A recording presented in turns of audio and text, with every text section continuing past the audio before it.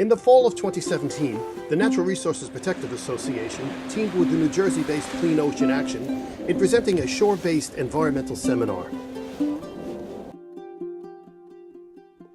Volunteers from these two not-for-profits, along with a number of local organizations, joined forces to introduce students from local middle school grades to the environment and the creatures that compose the local shore ecology.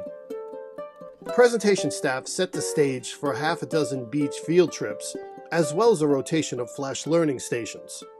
It was to be an immersive event. The students rolled off the buses and were directed to the assembly area, where they were welcomed by the hosts and Deputy Borough President Ed Burke. The schedule for the day was presented, and then it was off to the beach. The day is set to accommodate over 100 students on two concurrent tracks. Half the students take part in a hands-on experience, such as a beach cleanup, where litter is tabulated and categorized to discern trends over time. A fishing station allows children to learn skills that can lead to a lifelong hobby that teaches them to love the sea. And my name is Ranger Dan. Ranger Dan from the National Park Service introduced students to the interactions between plants and birds and insects that make the Staten Island shorefront a haven for migratory birds and butterflies, as well as the animals that live here year-round.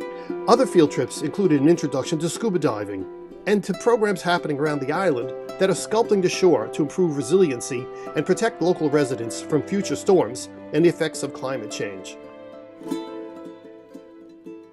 Following the field trips and a brief break, the students took their places in one of 6 rotating presentation stations.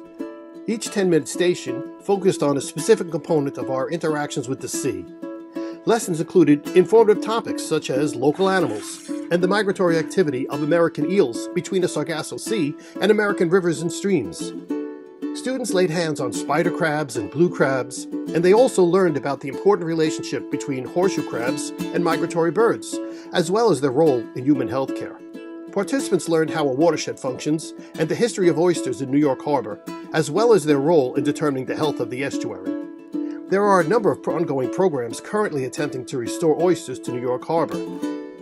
Schools are selected from a pool of applicants based on how they plan to integrate information gained on the day into their ongoing curricula.